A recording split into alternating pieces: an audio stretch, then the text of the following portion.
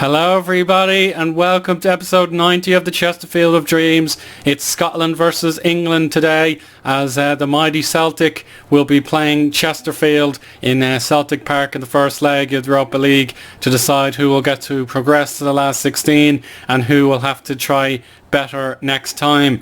And the game you want to look forward to in the next round should we progress will be either Dynamo Zagreb or Chelsea. Whoever wins that will be our opponents in the next game, should we win, of course. And we've only played Celtic once before. That was in a friendly. Celtic's form is pretty good. And I'll just go back to the homepage now and have a look at the league table for you. We're in 5th position. Great progress has been made in the last few episodes. And we're tied with our good rivals Newcastle for the Champions League spot. Chelsea, Arsenal and Man United, of course, have broken away from the pack, but Liverpool, Manchester City and Swansea have catching up work to do, and we'll have to fend them off if we've any hope of survival in the European positions. Looking in the actual race for survival, it's quite frantic with Everton, Hull, Brighton, Leeds, Derby and Huddersfield all within 3 points of each other. Very close indeed. Everyone else seems to be okay, but let's just find out our results since we last met. That was, of course, before the Huddersfield game, and we gave them a really good thrashing by 4-1, but it took a long time for us to get going, and we needed a real wake-up call when Ryan Davis scored a penalty, but Yaro Mensah went straight up the other end and scored 2 goals in quick reply. Stephen Kinsella made it 3-1, and then Mensah completed his hat-trick to guarantee us the win. He seems to score at least one hat-trick every season, and I love him for that.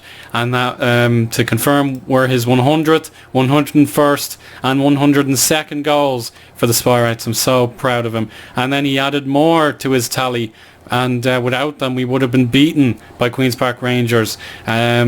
In fairness to us, the first half was one-way traffic in our favour, but we sort of stepped off the accelerator in the second half, and credit to the Oars, they gave us a really, really stern challenge, and we were lucky to only concede 1 goal and take 3 points. And again, we went away from home and got a priceless victory. This time it was a comeback against Swansea, and it looked very ominous with Saido Berahino and Jordan Betaz scoring very early on, but we had Lewis Mayo, Godwin Azuka getting his first for the club, and then Mark Davies, he'll be a familiar man with Swansea. He scored the winner. Where was he born actually? He's from Meher Tifdil. I'm not sure where that is within Wales, but he should know Swansea very well indeed, and he got us the 3 points. And the FA Cup 5th round was the most dramatic game of the lot, and our threat of elimination was very much apparent here. They scored an early goal, just like Swansea did, but Mohamed Abdul Rahim Ahmed gave us a great goal. We really needed him to rescue his season. He got his first goal in a long time, and then we had a stalemate for the remaining 70 so minutes, but in the last header of the game, Dial Fry in the 95th minute rose above everyone else, got the ball into the back of the net, and we are through to the FA Cup quarter-finals, where we will play Everton in the last 8. The other games will be Derby against Manchester United. I want to avoid United at all costs. We've also got Ipswich versus Swansea, and then Arsenal or Chelsea will play Middlesbrough. That'll be very interesting, especially if Middlesbrough and Chesterfield come out with the semi-finals. Oh God, that'll be something special.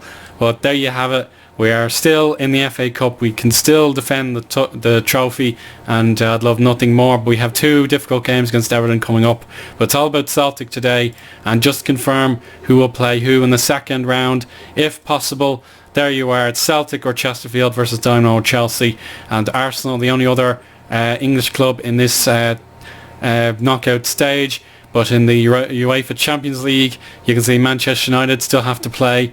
Manchester City have been committing a lot of resources into this, and they're still going. Everton are still in the tournament despite threat of relegation, and that's pretty much it for the English sides. So I hope to represent Chesterfield with a distinction here. I'd love to win the Europa League. That would be terrific, but Celtic will be no doubt determined to keep their winning streak alive, and they've got the top scorer in all of Scotland.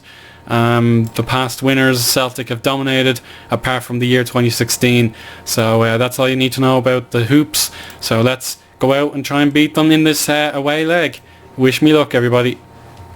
Just one little detail I forgot to tell you. Paul Grouchoff has finally left the club. I managed to ship him off for no money to Derby County, and they'll be delighted with that. To be honest, he should be a great player for them, and already he's had a good degree of performances, but I just felt he'd had enough, and he was getting too many red cards and wasn't giving 100% to the club anymore, in a similar way to Alejandro Pinillos. He's doing okay for himself at Roma, which is cool to see. We'll look at his recent form. You can see he's played 3 games on the left hand side and he's scored once, so that's good for him. And then Loftus-Cheek has not done so well for Leicester City, but bear in mind he's actually been treated for concussion. But my final signing of the winter transfer window was Rob May from Swansea. So he played for the very first time against his former club and he did okay, and he was cup tied against Watford, but he is a fantastic looking player with some key attributes in centre back. Unfortunately, he only can play right back otherwise, but 18 heading and 18 tackling for a 6 foot tall player is excellent. He's got good aggression, very good bravery, determination is there. He can man mark, but his physicals are perhaps his weakest part of his game.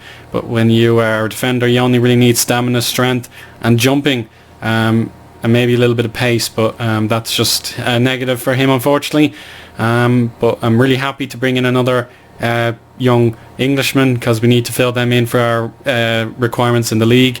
But Ashley Watson, his contract will be expiring in a few months, and he's had a very good season, so I just want to poach him away at the nearest possible convenience. But enough with that. It's finally time to get into the match screen. They're going to be a very positive outlook, or they're going to have a positive outlook. They've got Jordan Rhodes and Muirhead up front. There's the danger man, number 11, McPake. Tobin, Bashilef and Lopez remain as the 3 sort of sitting midfielders. Guardiola, Ayan, Zawawi and McElduff are in defence, and Larson's in goal. My team has Marcel Phillips, Brian Lenihan, Frank Reeves, Jamal Hoogland and Sean Kavanagh as the goalkeeper and defensive backup. We've got Kubat and Sam Zand in midfield, Callum Cook in the centre midfield, Azuka and Bertram on the wings, Bertram back from injury, and then Yar Messa will be trusted to bang in the goals for me today. So we can head into the team talk immediately and just say, let's keep up the good form with Celtic. We'll be very, very difficult opponents. So let's go out there and grab the win if we can. Away goals are pivotal, but Celtic will be very, very tricky opponents if we don't give them respect. That's all we need to do. Let's turn on the sound. Bring the noise, as a certain friend of mine on Twitter and YouTube would say. Time for kick-off. Which team will advance on behalf of the UK? Let's find out. Hoogland puts it out of play for an early throw-in. Hostile atmosphere, of course, at Celtic Park. They know how to win these kind of games, but if their poor away record is still apparent in this game, then we should beat them at the Pro Act and advance comfortably. But that's, of course, a little bit optimistic. We're going to look for the Chelsea game for you now. There they are, 0-0, latest score. Sam Zand and Kubat combined. Tom Bertram, not bad, but Guardiola was in position. Muirhead, tackled by Hoogland. Cook and Mesa, very nice. Sam Zand looks for Azuka, and the Nigerian left winger puts it over the bar for a goal kick, unfortunately. We're going to have to make a defensive change there. One of their players is getting too much space. And here's Robbie Muirhead to Jordan Rhodes, but the clinical striker has been flagged for offside. But Celtic looking quite positive now. They should be all up for this game. Here's Bertram. Beats his man. No one wanted that cross. And Jamal Hoogland was deep in Celtic territory there, just barely near the centre circle, and that should have been a card. But not to be. But here's Jordan Rhodes down the other end. Sam Zand, good tackle. Godwin Azuka to Mesa. Callum Cook with a glorious pass, but Tom Bertram was caught napping, really didn't do a good job. I'd like to see some passion here, guys. You've been in good form. We've got to concentrate. That's well defended, and Yarmesa at the other end of the pitch. He only has Azuka to support him, but it's well defended. Barcelona lead, and Moscow have a red card. Enes Ünal scores for Chelsea. That's the away goal they've been looking for. Now I'd like to do a little difference, make a little difference, I should say, and we're going to try be more expressive. So I can't give a team talk just yet. Let's see if I can now. I certainly can. So let's get creative. My beauties. Oh, that was a chance. Frank Reeves to Sam Zand. Over to Callum Cook, and Yarmesa tackled. And it looks like an open goal. Celtic Park is stunned. Godwin Azuka scores for the second time in Chesterfield blue. A crucial away goal in this commentator's opinion. But Tobin, he's on the attack now. Could he grab a quick equaliser? Kubat clears. The centre back now playing in midfield does a job for us. Phillips saves. Muirhead can't find his strike partner, Jordan Rhodes. It's McElduff. Backwards to Lopez. Returned. Oh, goodness me. Jordan Rhodes scores for the 17th time in this calendar year, or this season. And that's one apiece. We didn't keep our lead for very long. That's offside, I think. Yes, that would have been a great reply. But I have to criticise my players for letting the concentration dwindle just a little bit. So demand more just before half time. Maybe a little soon to use it.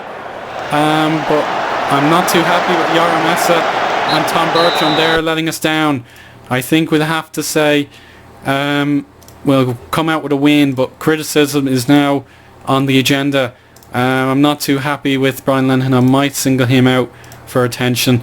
Sean Kavanagh's responded straight away, so that's fine, and we'll leave the centre backs alone. I'd like to give Bertram a piece of my mind, but Godwin Azuka has been good. I have faith in him to improve, and we'll just give the midfielders a general pep talk, and we can carry on with the second half here and now. We're going to try float crosses. Here we go, second half at Celtic Park is underway. It's been a very close game, that's fair to say. Lee McPake is offside. You'll worry about that later. The players are frustrated, as Godwin Azuka has now proven with a yellow card. What can we do here, viewers? Celtic have one more shot than us. We're gonna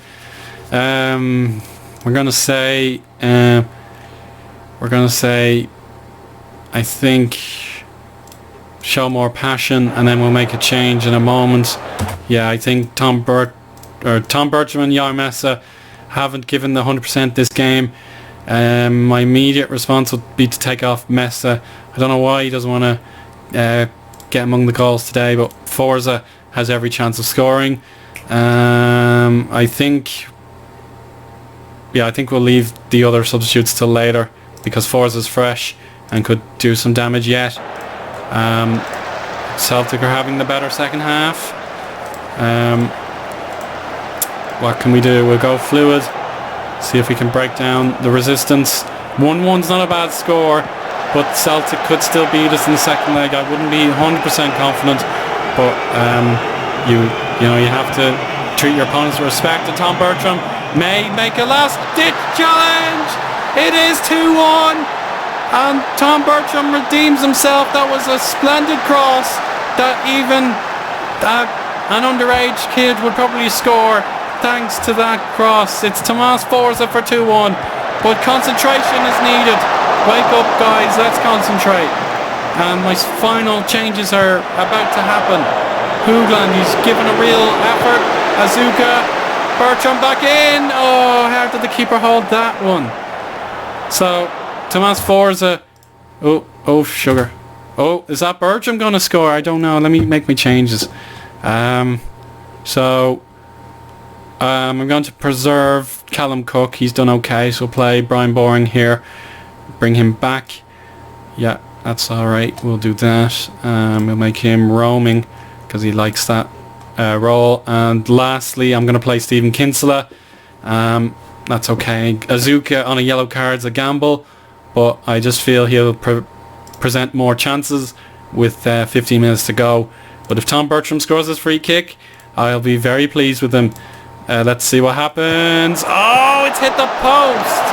The keeper tipped it onto the woodwork, and this game remains 2-1 after that. Let's see how Chelsea have done. It's Dynamo. Oh, over the bar again. It's 2-0. Enes Unal has pretty much secured that game for Chelsea. So it looks to be from a British battle to an all-English affair in the next round if we hold on to this result. Oh no, that's Jordan Rhodes. He is one of the more popular Scotsmen in the FM series, and I've taken him out. Or Brian Lenihan has injured him, so unfortunately he could be out for some time. I hope not. He's a great player. Brian Lenihan gave him a meaty challenge, but in fairness to the referee, he didn't call it as a foul.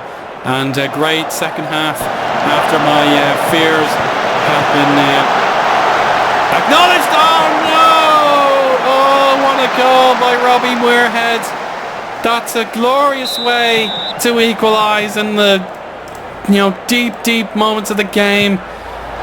Oh, I can't deny that one. It's a beautiful goal by the 10 men, and Brian Lenihan's given it away. Celtic could yet win this. Kubat trying to intercept the ball, but no one's there to help. Lenihan with a clean tackle. Forza loses it, but Brian Boring deflection, and Frank Reeves has made the mistake, and full time is upon us. We have drawn the game. It feels like a defeat, but if we just draw 0-0 or 1-1 at the Proac Stadium, we will be the victorious team. And I'll just say I'm not happy. We should have won, but Celtic will be lifted as their talisman was injured, and then they responded with a beauty in the 90th minute exactly. No need for stoppage time. That was within the 90th minute, or the 89th minute to be a little more precise. Muirhead deserves the Man of the Match award after that. Mesa will not be playing in the Europa League second leg if he's gonna drop off on form like that. The results you need to see are as follows, but as I mentioned, Chelsea are dominant against Dynamo, so we'll be planning a fixture against them if all goes to plan.